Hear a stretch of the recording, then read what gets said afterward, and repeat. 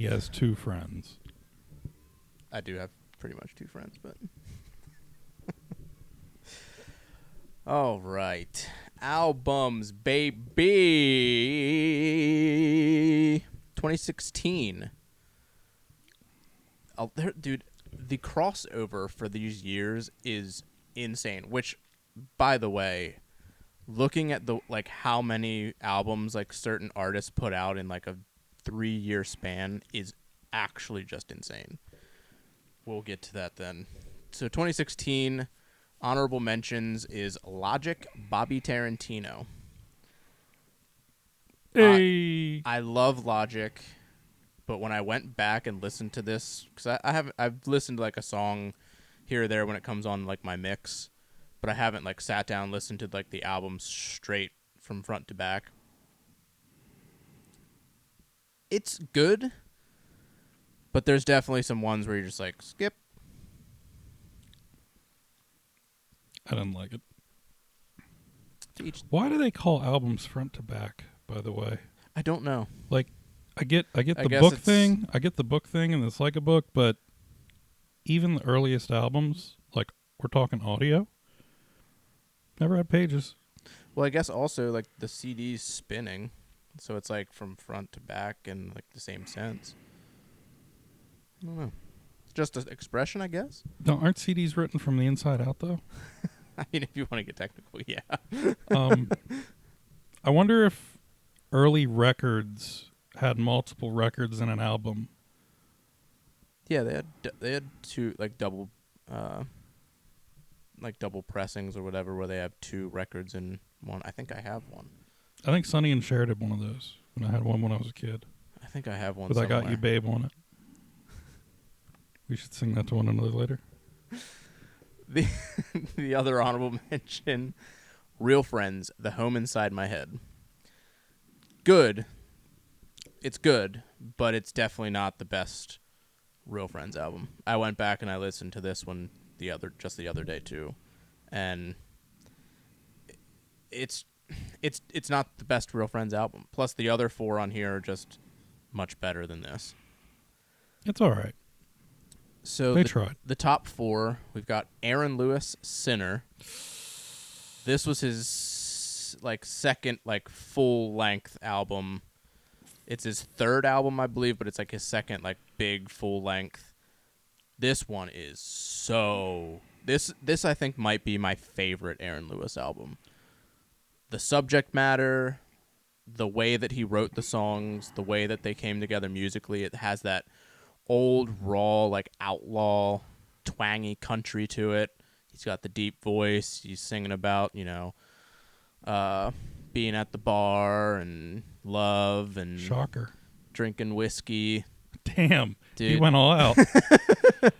Just such a good album. I'm not even gonna opine on this. I'm just going to point out that this is the 3rd Aaron Lewis album in our album segment that we've had, and I think you might have a thing for him. Maybe. The second in the top 4, Thrice, To Be Everywhere Is to Be Nowhere. This album is incredible. Completely different sound from what Thrice is known for, back in the emo era. They're more indie rock in this. It's good. It's so good. It's good. I don't like it as much as The Artist in the Ambulance, but that's probably partially because of the nostalgia factor for me with that album. But to go from being the Thrice that played The Artist in the Ambulance to the Thrice that played To Be Everywhere Is to Be Nowhere, not a lot of bands can transcend that kind of sound. And granted, it's not a huge jump. It's not like it's not like Taylor Swift going from, her self-titled country girl to the queen of pop in 1989. Yeah. That's a jump, and she did it right. Yeah. But this is more of a subtle, hey, we're going to go play in that sandbox now. Yeah. This album is just so good. And I found this album just on a whim. I think I was on a YouTube kick where I just watched music videos, and there was a Seether was doing a cover of Deftones that was really, really good. They covered Change in the House of Flies, and they covered Black Honey off of this album, which is really good because the dude from Seether has that raspy voice that the vocalist from Thrice has, and it's an absolutely banging cover of that song. And then I was like, who wrote the original? And I went and listened to this album. I was like, damn, this album's good. The third one, Blink-182, California. You skipped one. Oh yeah, I did, but We'll that's just go okay. back to it. Go This ahead. is amazing. So when I first listened to this album, this is their second album with the dude from Alkaline Trio, No. or this is their first one. Yes. Matt Skiba. Yes, Matt Ski. That's his name. When I first listened to this album, I hated it. I think my initial pass through wasn't as favorable as it is now. I was impressed with Skiba's performance on it, but I wasn't like, damn, Blink really railed it there. Like Yeah. they set the bar high with a lot of stuff that they put out. Some of it was trash, some of it wasn't trash, some of it was gold. And this was one of those things where it was like, I'm not sure if that's gold. And then over time, Yeah, this album This is definitely gold. grew on me big time because of course, I went back and listened to this album, and it's a banger from front to back. It's solid. day in, day out. It also went back to like Blink-182 in like their true form, where they have those like serious songs, they have the joking songs where they're talking about raunchy stuff. So I liked that it was kind of like a return I want to to see form. some naked dudes. That's why I built this pool. Yeah. Yeah, this is a good one, and it definitely grew on me over time.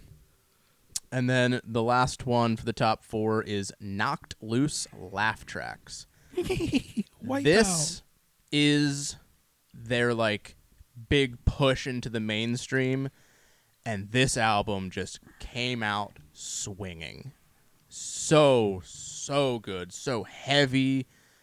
It's the dude's vocals, I forget his name, but they're very unique for like this heavy of music, cuz like normally when you go like this heavy, you have like the deep guttural like vocals, but he is just like very high-pitched, yelly type of scream, but it blends so perfectly in like their style. Yeah, I mean, they came out swinging so hard with this one, I'm pretty sure whoever was on the receiving end probably got their tooth knocked loose. Damn, that was a reach. That It landed, though. That was a reach. But yeah, I'm just glad there are no pig squeals. I mean, I didn't hear any. Maybe I missed it. I don't think there's any. All right. What's your pick from 2016? It's got to be California. I mean, for me, Aaron Lewis is great. That's cool. Thrice, I appreciate, the shift. Still wasn't there. Knocked Loose really, really came close, but Blink did something that no one ever thought would happen, but at the same time, everybody thought it would happen. Yeah. And then they nailed it. Like, Skiba fit in.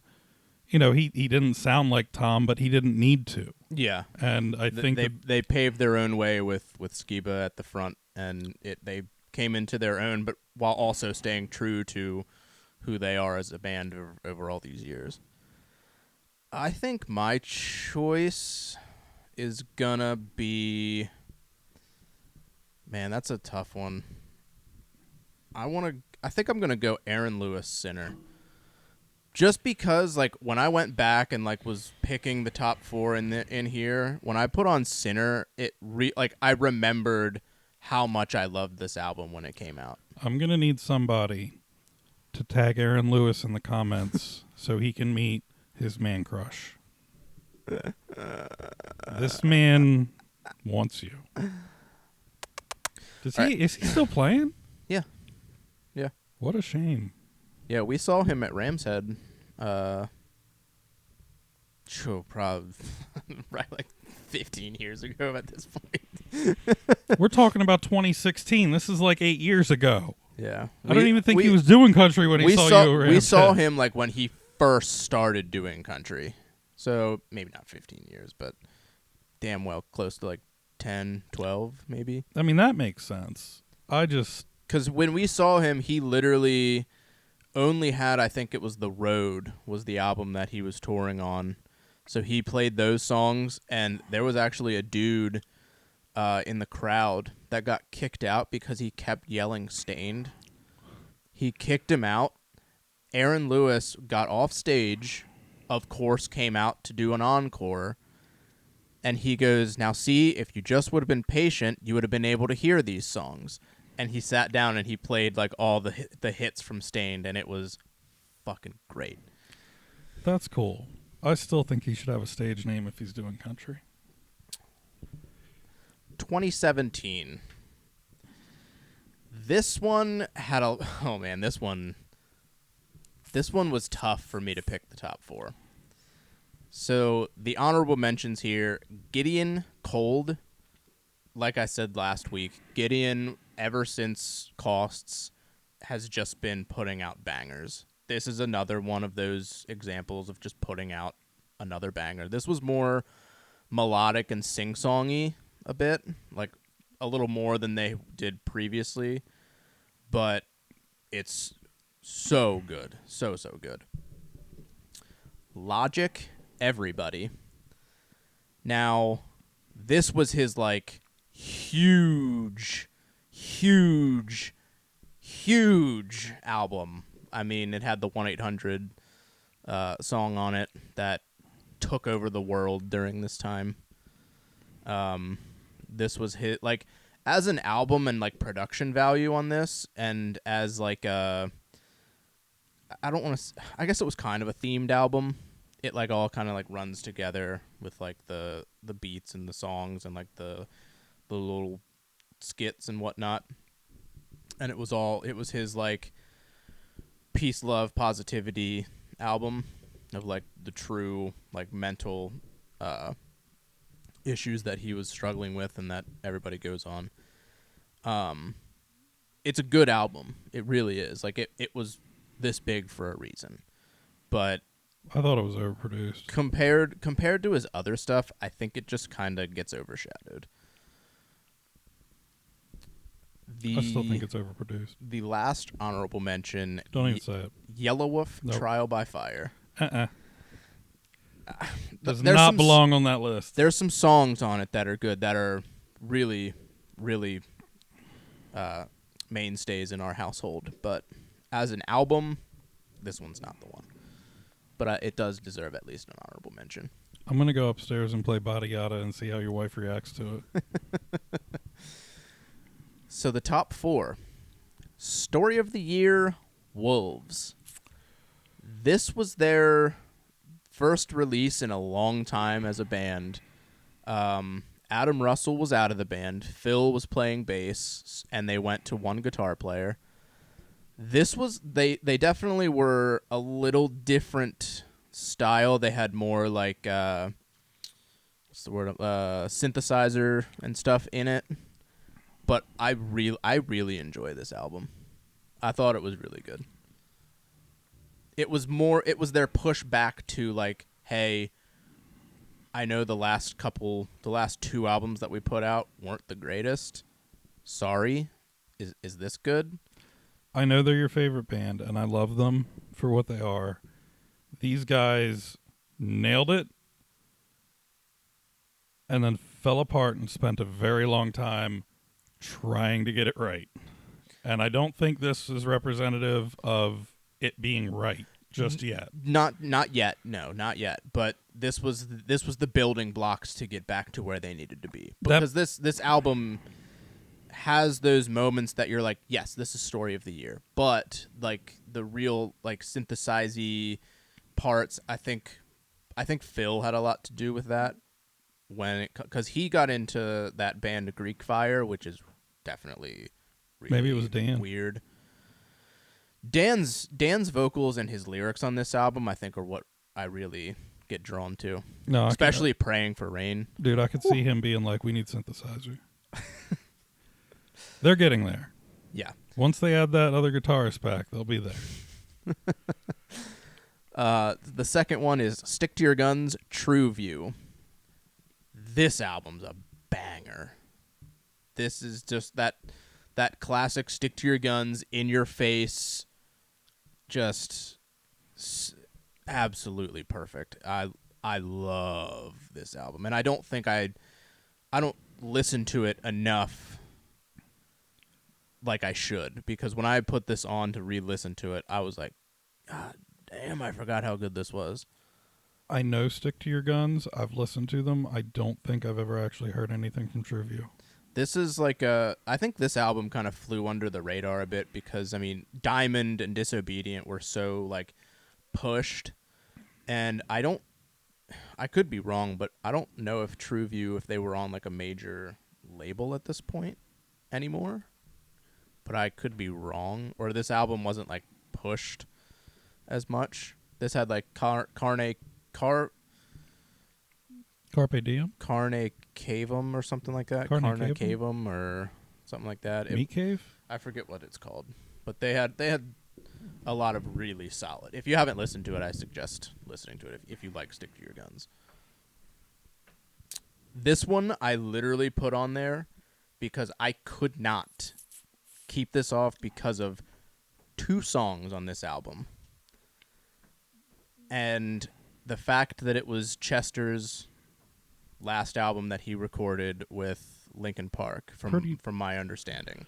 Pretty wild that it's called One More Light. And this album is Linkin Park, One More Light. And let me tell you. Say yet, sorry. Let me tell you. When I went back to listen to this album, I've never listened to this album like from front to back. I put it on and I was like, skip. Skip.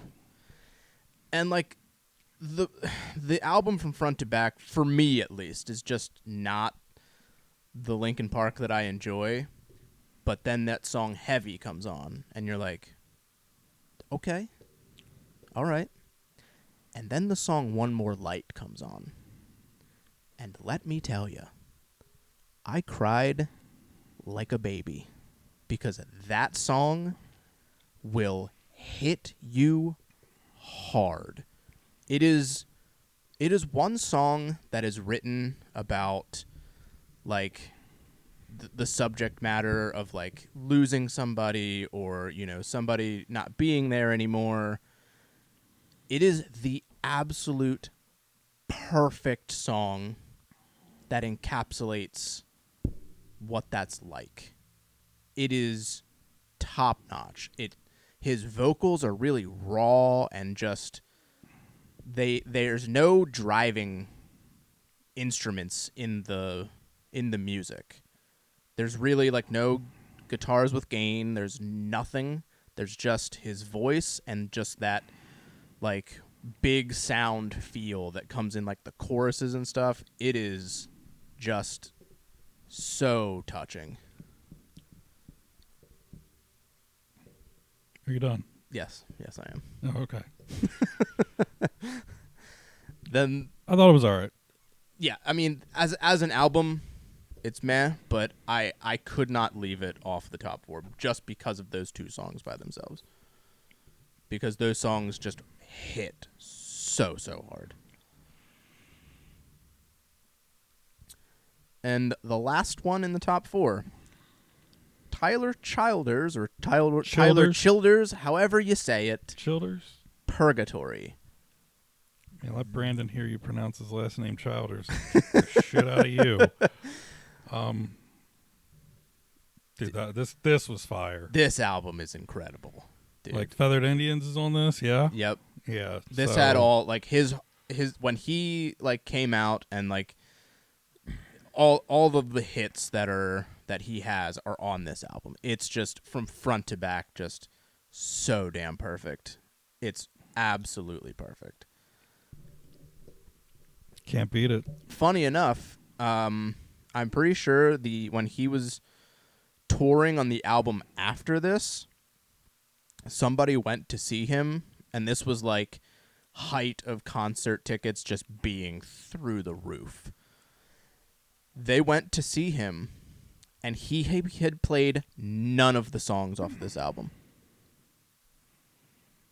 He's missing the boat then. Imagine you get huge attention, and you're just on these massive tours selling out arenas, and you're not playing the hits. I mean, he doesn't strike me as a spatially aware person, so I can understand that, but no offense to him. I mean, it is what it is, but come on, dude. Like, people are buying that album. That's what got you there. That's what got like, you there. You can't not play the hits. It's like, do you think you ever go see AC/DC here 30 years later, 40 years later, and they don't play Back in Black? Yeah, or Thunderstruck. Come on. Like, yeah, exactly. Yeah. It's like going to see Ozzy and not hearing Crazy Train. Or seeing Metallica and they don't play Enter Sandman. Nobody does that. Nobody wants to see that. I want to see that. No, you don't. They edit their drums for their live recordings. I don't care. Well, because Lars sucks. Well, he's the worst drummer. That doesn't mean you just edit it and then paste it into this frickin' video, and it's like, he's playing this, but this is playing this. I'd still kill to see Metallica. Who you killing? I don't know yet. I don't think you'd kill to see Metallica. So, out of these, I think my pick's Tyler Childers or Childers, however you want to say it. My pick is Purgatory. That was the album of the year in 2017. It's just this is when like this style of like the folky music started to really get huge. Yeah, and I'm still not a huge fan of it, but like this is good. If it's done right, like this album, I love it. I'm all for it. This is literally Jenkins the butler walking in with a silver platter and handing you the album. I mean, he nailed it with Purgatory. Do you like folky style music? Yes, may I present you these? You're like, thank you. Put your little handkerchief in to eat. Curl your mustache. Yes. Pizza is my second favorite thing to eat in bed.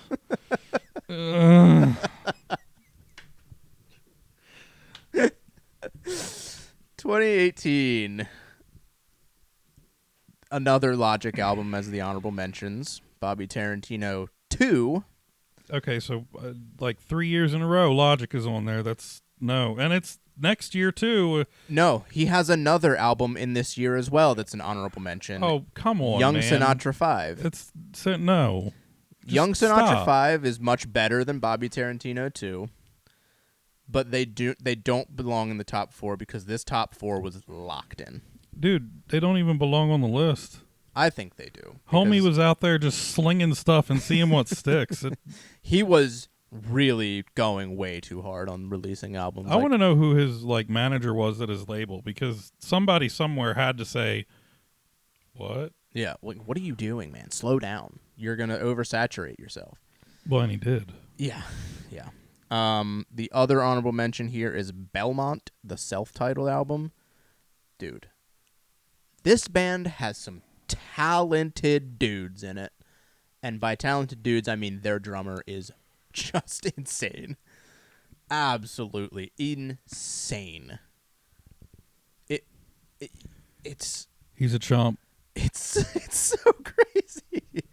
Is his name Estepario? No, not that crazy. He's a chump. Anybody that touches drumsticks today is a chump if you're not Estepario. Yeah, that dude is. I've been playing drums for 23 years, and I feel like I suck. Dude, that dude is on another level.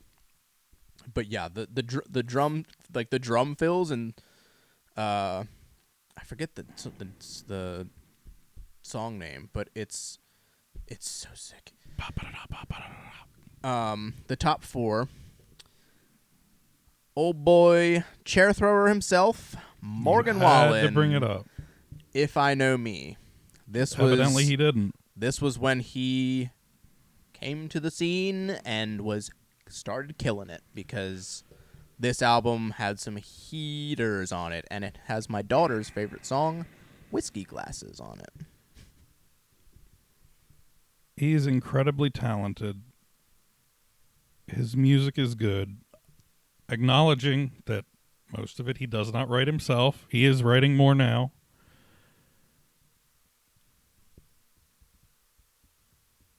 If he's listening, Morgan, if you're listening, please, please, you are the culmination of 3.4 billion years of evolution. We need you to start acting like it. Like just no. Dude, I mean, if I was that young and I was that crazy successful like that, dude. You would throw chairs off of a fucking building at cops? Probably. I would question your intelligence. The fact that he's successful is great. The fact that he's that young means that he's not, wise yet. But he doesn't have the right people. He doesn't have the right people being like, "Hey, man, we're not going to the bar tonight. We're just gonna stay home and just relax like normal people do." Even if he goes to the bar 24/7, 365, it doesn't require him to pitch a chair 6 stories. Like, what the hell is this? Some form of frickin' officer cornhole? How close can you get to the patrol car without putting the chair through the windshield? I guess he got pretty close. I mean, I wasn't there. I don't know how close it was, but from what I hear, it was close enough for them to say, "Hey, you're going to jail." Number 2, Mac Miller, Swimming. This is probably one of the craziest transitions of an artist that I have ever seen. Because back when I first heard Mac Miller, he was just like typical like young white rapper that was just kind of like party rapper, basically. Seriously? Yeah. Are you in like Morgan's bloodline now?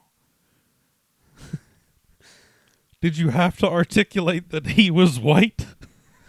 We're going to get flagged now. Well, no, it's like typical. I'm going to get shot standing outside my garage. Typical white party rapper, like just You did it again. The most typical thing. And like it was okay, but when he started like he killed it. Really, this was good. The instrumentation on this album is just crazy. Like the pianos, the horns, the bass lines, like all like it's not a hip hop album like by any means. Are you suggesting this album was very horny? But it's just I don't even know like the genre of music to even call it. But it is just it's like I would consider it kind of like easy listening, because it is just like a album you throw on like just when you're just trying to chill and like just it's jazz hop. Yeah, jazz hop. Yeah. Louis Armstrong came back. Yeah, this Let me was get on that track. This was a crazy like transition, and this is when I really started getting into like Mac Miller is this album. The third one, Eminem, Kamikaze. This is a return to form for Eminem in the biggest way possible. He is just firing on all cylinders. He is back to his normal self, and it is just he just took off all the censors and just went for it. And this is a wild album. The wordplay in this album alone, I still pick out little things that he says where I'm just like, oh my god, like it's like solving a riddle when you listen to this album. Like hearing him like just say one thing that means something else, but can also mean this and also mean that and also mean that, and it's like, dude, it's a banger. Maybe he should be called the Riddler. I mean, maybe. Kind of looks like the Riddler. But I love this album. It's so good. I'm just ready for Eminem to retire.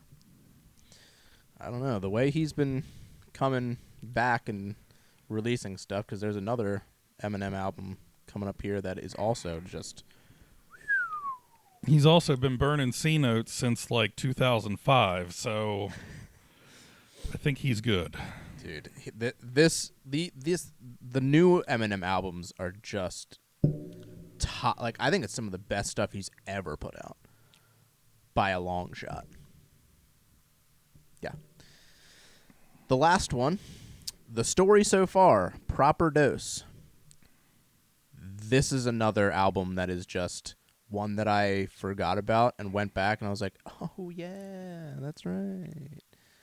Solid. It's more like toned down, not as like punchy as the other Story So Far stuff, but they had started to come down into more like a like an indie pop sort of sound. Yes, no? I would agree with the summary. I don't like it. Oh, I thought it was good. I mean, I didn't say it wasn't good. I said I don't like it. I liked it, Andy. We're what, 18 in? No, 24? 20, 18, 20? We're many albums in, and you've liked every one so far. That's the point of this whole segment, is albums that I like, but which ones are my favorite? So which one's your favorite? Kamikaze.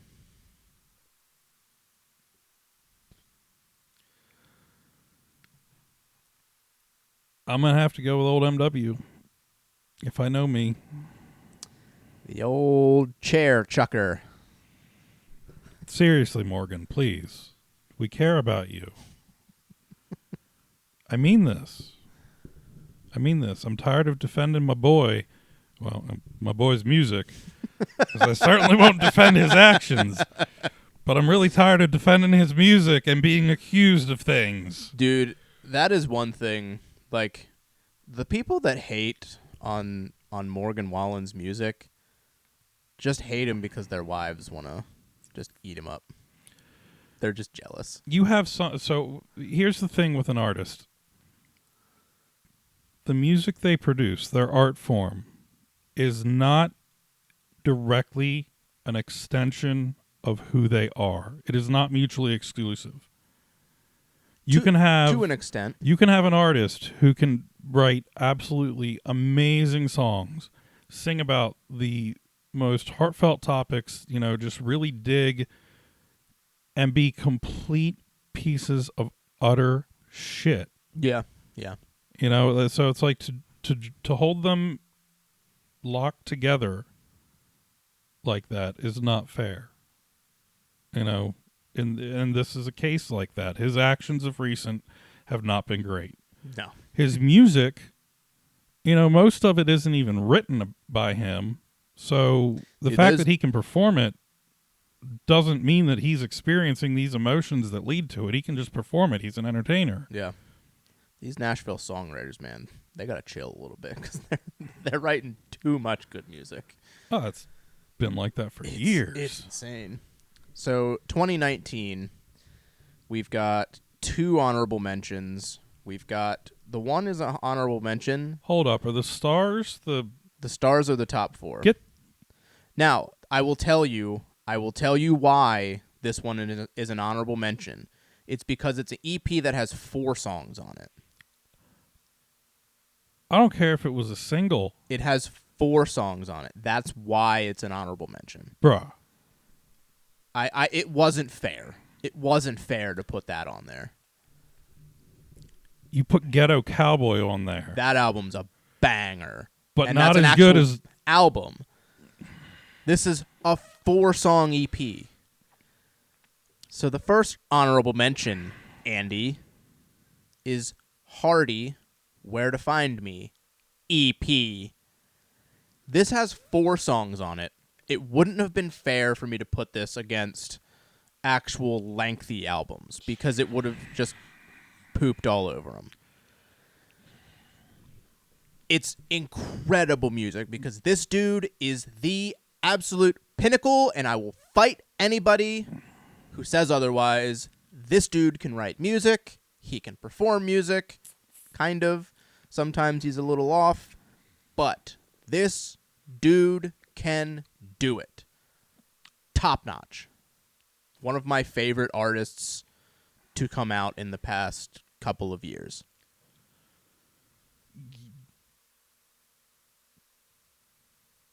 It's an honorable mention.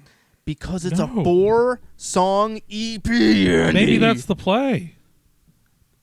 You don't think he's got... Dude, we are approaching 2020 right I know. now. I see Do that. you know how much music this dude has put out and is going to just blow the doors off of everything else coming up? You realize We got to give him a chance here. that, like, he won most of the songs in the prior 5 years were like written by him. Yeah. Yeah. But just,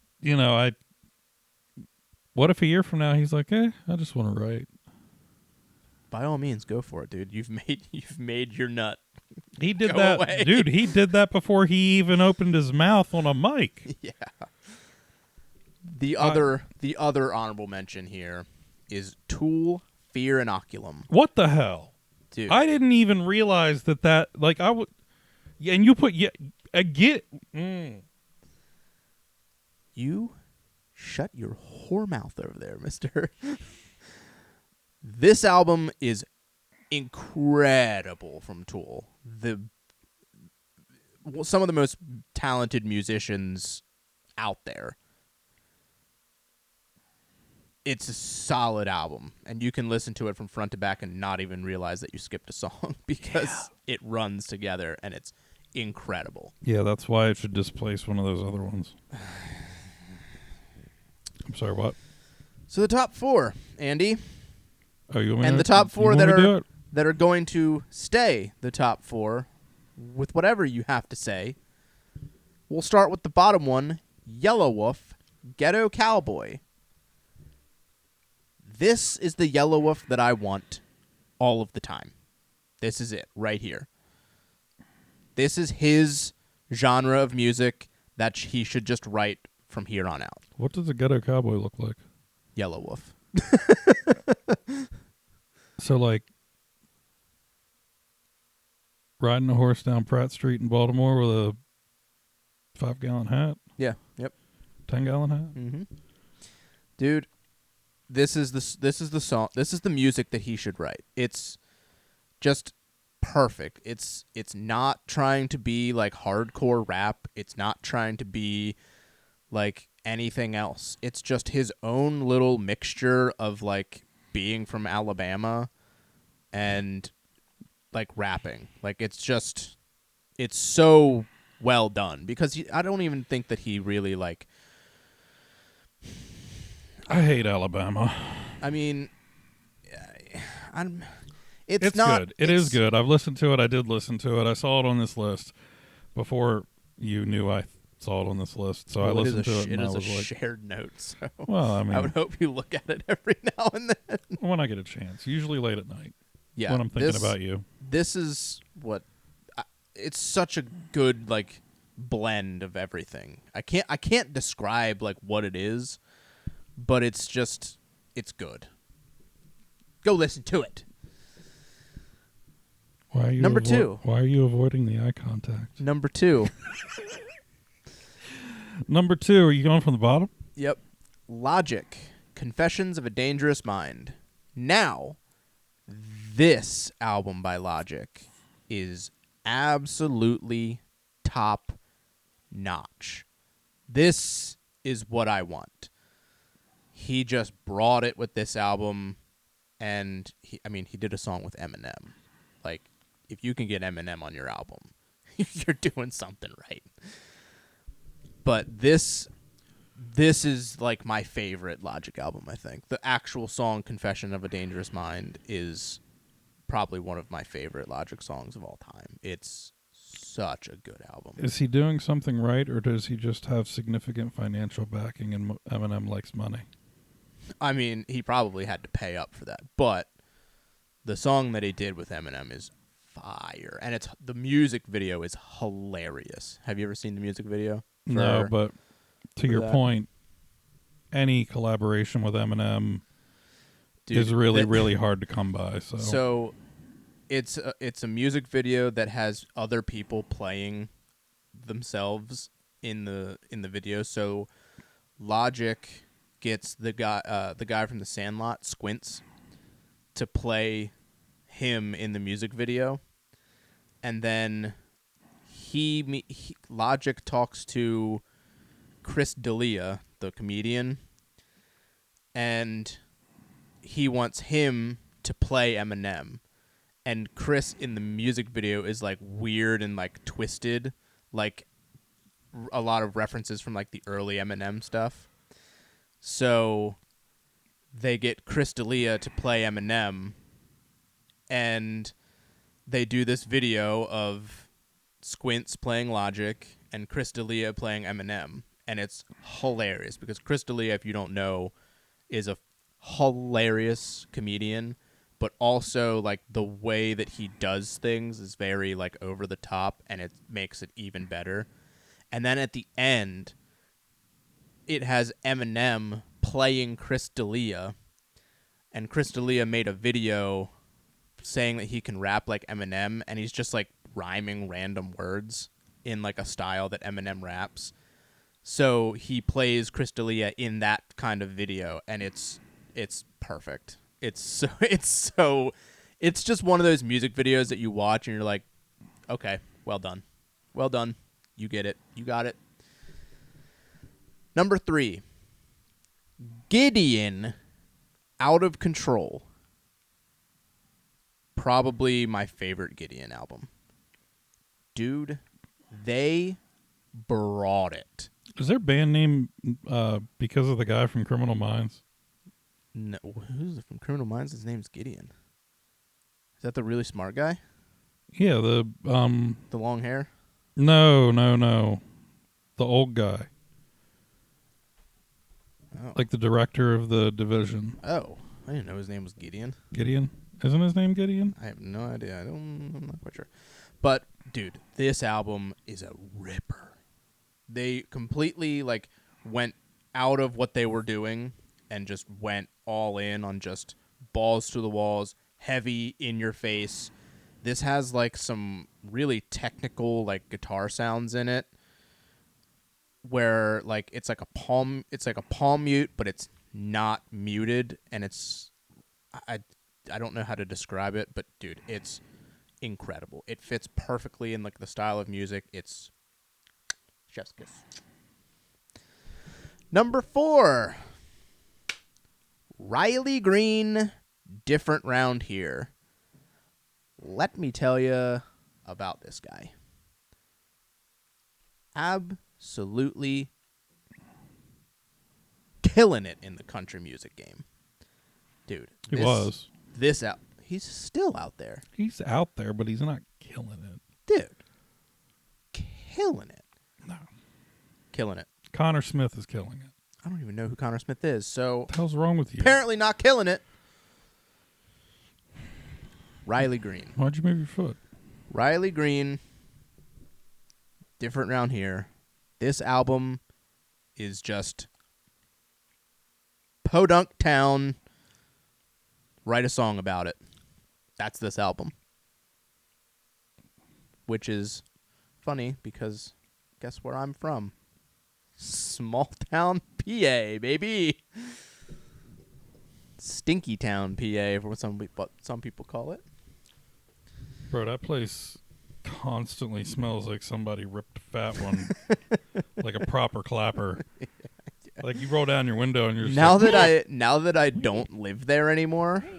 When I go in there for whatever reason, it's just like, did it always smell like this? Dude, the paper mill smells like shit. Yeah. Like straight shit. Yeah. But at the time it didn't bother me. That's because you were around it all the time. You didn't notice it. I know. You spend like 3 days there, and you're just like, Stinks. nice and good. Out of Looking these, like a double wide surprise. God damn. Out of these 4, which one? Podunk, PA, Riley Green. Good choice.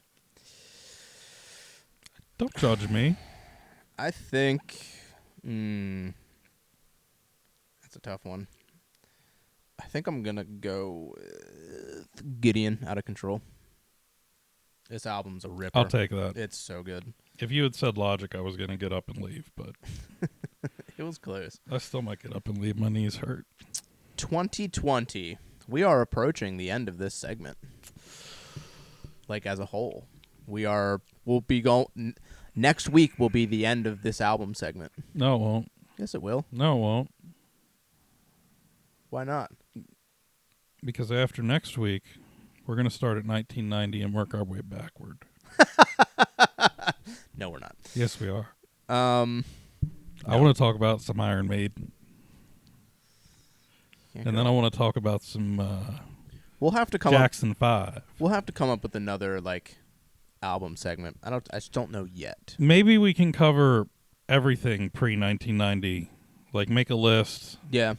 like a top 10 and some then of the pick biggest one. albums for us from those years back, because I mean if we start going back that far, I don't think I'm gonna have like that many albums that really like are like these kinds of albums. No, absolutely, but I'm thinking like, like Johnny Cash, I mean, yeah, Beatles, Beach Boys, Hank Williams, Waylon Jennings, Waylon, Conway Twitty. every time I Presley. hear Conway Twitty, I think of the segment of Family Guy where it's just the cutaway and he's like, "Ladies and gentlemen, Mr. Conway Twitty," and it cuts away from the show and it just cuts into like an old Conway Twitty concert and he's just like singing. Dude, I love that segment. There are so many Family Guy scenes that I didn't realize occurred that are horrible. And I'm like, how did that air on Adult Swim? Dude. Like, it's bad. Okay, we got to keep this segment going Like before, that scene we where- get really off the rails. That scene where Peter got, like, the piercings and everything. Dude, no. So there's no honorable mentions in this one here. That's because It's 2020 sucked. just top 4. Yeah, 2020 did suck. Hold up. Did you skip a Morgan Wallen album? I don't think so. No. I think Oh, no, it's 2021. Yeah. So we've got Hardy, a rock. I mean, dude, this album is a banger. Yeah, I mean, who else can sing about slamming a bitch while you're drunk, knocking her up, and living to tell the tale? But I mean, this dude, like, really, like, he took, like, a rock. Like, he literally took that concept of a rock and made an entire song about the beginning of life and the end of life, all focused around we're living life on a rock. He literally wrote a song about that, and it's absolutely perfect. It's insane. Dude has unspeakable talent in songwriting. And give heaven some hell, dude. That song. just stop. Ooh. Just stop. Ooh. Can't do it. Ooh. Can't do it. That song will grab you. Not doing it right now. That song grabbed you, didn't it? And it does every time. Yeah. Guess when when I started listening to Hardy and all the stuff I was going through at the time and I had to hear that song? Oh, thanks. Thanks, guy. Appreciate it. Should have listened to him in 2020, bro. I should have. The Ghost Inside self-titled album. This was their return after being in a almost fatal bus accident. Well, it was a fatal bus accident because the bus driver died. The drummer of this band lost his leg, I believe, and they had a heavy amount of rehab that they had to go through after their accident. I mean, it was bad. And to come back and to write an album that is this good, dude, credit and flowers all the way to the Ghost Inside. 100%. Because the drummer had to basically like adapt his entire play style to be around drumming with one, like his main foot for kick pedal is now cut at the knee. He just had to revamp his play style. They got like fitted him with like a prosthetic and stuff like that. Like, I mean, till you have to basically like relearn everything. Well, the shitty thing about that is most of the prosthesis I've seen for that don't have articulated ankles. Mm-hmm. And as a drummer, I can tell you, if you want to do advanced or even like remotely meticulous playing on that pedal, Mm-hmm. your ankle is huge in that. Yeah, dude.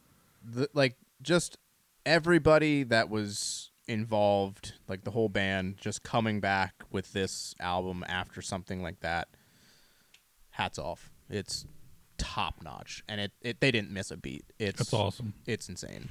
Also, for any aspiring drummers out there, if you play and keep your heel on the ground, you're doing it wrong. Figure it out. Just saying. The next one, Eminem. Damn it. Music to be Murdered By. What the hell?